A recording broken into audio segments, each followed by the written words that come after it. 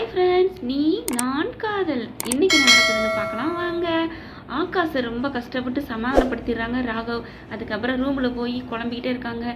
என்ன பண்ணலாம், அந்த லூஸ் அபிக்கே ஃபோன் பண்ணி பேசிடுவோமா அப்படின்னுட்டு ராகவ் என்ன பண்ணுறாங்க, அபிக்கு கால் பண்ணி பேச ஆரம்பிக்கிறாங்க. அங்கே அபி அனும் தூங்கிக்கிட்டு இருக்காங்க தனி ரூமில். அங்கே பார்த்தீங்கன்னா ரிங் அடிக்குது. அபி இந்நேரத்துக்கு யாராக இருக்கும் அப்படின்னு ஃபோனை பார்க்குறாங்க. என்ன டென்ஷன் பார்ட்டி, இந்நேரத்துக்கு எதுக்கு கால் பண்ணணும், நம்ம தான் உங்கள் சங்காத்தமே வேணான்ட்டு வந்துட்டோமே அப்படின்ட்டு அக்காவை எட்டி பார்க்குறாங்க.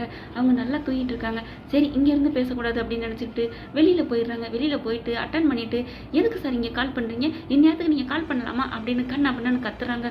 அபி என்னன்னு தெரியல, முள்ளுலா மரத்தில் கட்டிக்கிட்டு ஏறுற மாதிரி ஏறுறாங்க.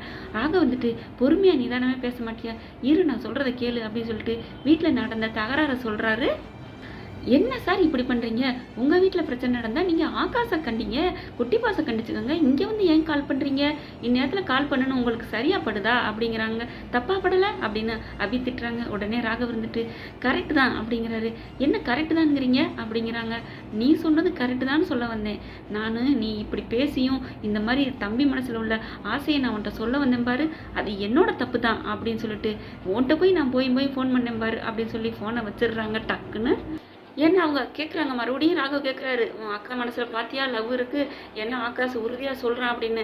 அதெல்லாம் இல்லை, என் அக்கா நிம்மதியாக தூங்குறா, நிம்மதியாக சந்தோஷமாக இருக்கா, உங்கள் தம்பி மேலே காதலே இல்லைன்னு அடித்து சொல்லிடுறாங்க விலையா. அதுக்கப்புறம் அபி என்ன பண்ணுறாங்க, ரூமுக்குள்ளே போகிறாங்க. ரூமுக்குள்ளே போயிட்டு படுக்க போகிறாங்க. அதுக்கு முன்னாடி டென்ஷனில் அப்படியே ஃபோனை தூக்கி போடுறாங்க. ஆனால் எந்திரிச்சிடறாங்க. என்ன அபி என்னாச்சு அப்படின்னு கேட்குறாங்க. அந்த டென்ஷன் பார்ட்டி இருக்கே ஃபோன் பண்ணுச்சு, அவர் எதுக்கு இங்கே கால் பண்ணணும் நேரத்துக்கு அப்படின்னு கேட்குறாங்க. அவன் தம்பி ஆகாஷ் குட்டி பாஸ் இருக்காருல்ல, பயங்கர வீட்டில் கலாட்டாவான், அவங்க அப்பா குடிச்சிட்டு வந்து ஒரே சண்டையா, அதனால நமக்கு ஃபோன் பண்ணி சொல்கிறாங்க, அவங்க வீட்டில் சண்டை போட்டால் நம்மகிட்டே கேட்கணும், அங்கேயே சண்டை போட்டு அங்கேயே அவங்க பையனை திருத்திக்க வேண்டியதானே அப்படின்னு அனு சொல்கிறாங்க. ஆனாலும் தான் மனசுக்குள்ள நினச்சிக்கிறாங்க, தான் ஆகாஷ் தனக்காக தாலி கொடுத்தது, அன்பாக பேசுனது, கவிதை பேசுனது எல்லாம் ஒரு கணம் வந்து போகுது. ஆனாலும் சுதாரிச்சுக்கிட்டு கீழே விழுந்தாலும் மண்ணு ஒட்டலைங்கிற மாதிரி, விடு அபி நமக்கு என்ன, அவங்க இஷ்டம் ஏதோ பண்ணிக்கிறாங்க, நீ நிம்மதியாக தூங்கு அப்படின்னு சொல்லி 2 பேருமே தூங்கிடுறாங்க. அக்கா உறுதியாக இருக்கா, ஆகாஷ் தான் மனசில் இல்லைன்னு, ஏன் இவர் இந்த டென்ஷன் பண்ணி நமக்கு ஃபோனை போட்டு பயங்கரமாக படுத்தி எடுக்கிறாரு அப்படின்னு நினச்சி வந்துக்கிறாங்க.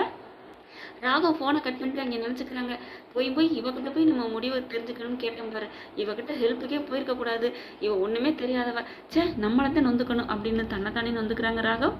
அடுத்து பார்த்தீங்கன்னா காலையில் கோலம் போடுறாங்க. தான் வீட்டு கூட்டி குப்பி எல்லாத்தையும் பக்கத்து வீட்டில் போட்டுறாங்க அபி. அந்த அம்மா என்ன பண்ணுது, 2 காமெடி பீஸ் தான் போல இருக்குது. அபியை பார்த்து பயங்கரமாக சண்டை போடுறாங்க, கத்துறாங்க.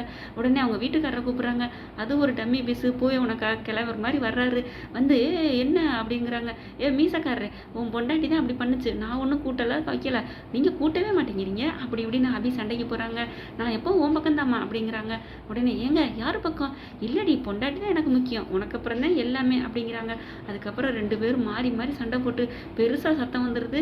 சும்மா வாக்கியா தகராறு தான். ஆனு வந்துடுறாங்க வெளியில.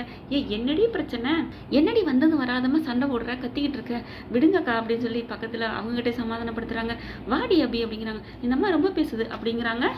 ஒரு வழியாக சமாதானம் வீட்டுக்குள்ளே கூப்பிட்டு வந்துடுறாங்க அபியானு. அதுக்கப்புறம் பார்த்தீங்கன்னா இங்கே முரளி ஒரு மாப்பிள்ளையை ஏற்பாடு பண்ணிடுறாங்க. அந்த மாப்பிள்ளையை வந்து பொண்ணை பார்த்துட்டு பிடிச்சிருக்குன்னு போயிடுறாங்க. அந்த ஃபோட்டோவை ராகவுக்கு அனுப்புகிறாங்க. அபி இருந்துட்டு, பார்த்தீங்களா எங்கள் அக்கா வீட்டுக்காரர் எப்படி சூப்பராக இருக்காரு அப்படின்னு சொல்லி வெறுப்பேற்றுறதுக்கு சொல்கிறாங்களா, எதுக்கு சொல்கிறாங்கன்னு தெரியல. நான் ஏன் உங்களுக்கு இந்த ஃபோட்டோ அனுப்புனேன்னா, இனிமேல் ஆகாஷ் எங்கள் அக்கா மனசில் இல்லைன்னு தெரிஞ்சுக்கிறதுக்கு தான், அவள் சந்தோஷமாக சரின்னு சொல்லிட்டா போதுமா அப்படிங்கிறாங்க. ராகவ் ஒரு முடிவு எடுக்கிறார் என்ன பண்ணுறதுன்ட்டு. ஓகே ஃப்ரெண்ட்ஸ், உங்கள் பொண்ணான கையால் ஒரு லைக்கை போட்டு சப்ஸ்கிரைப் பண்ணிடுங்க. Thank you friends.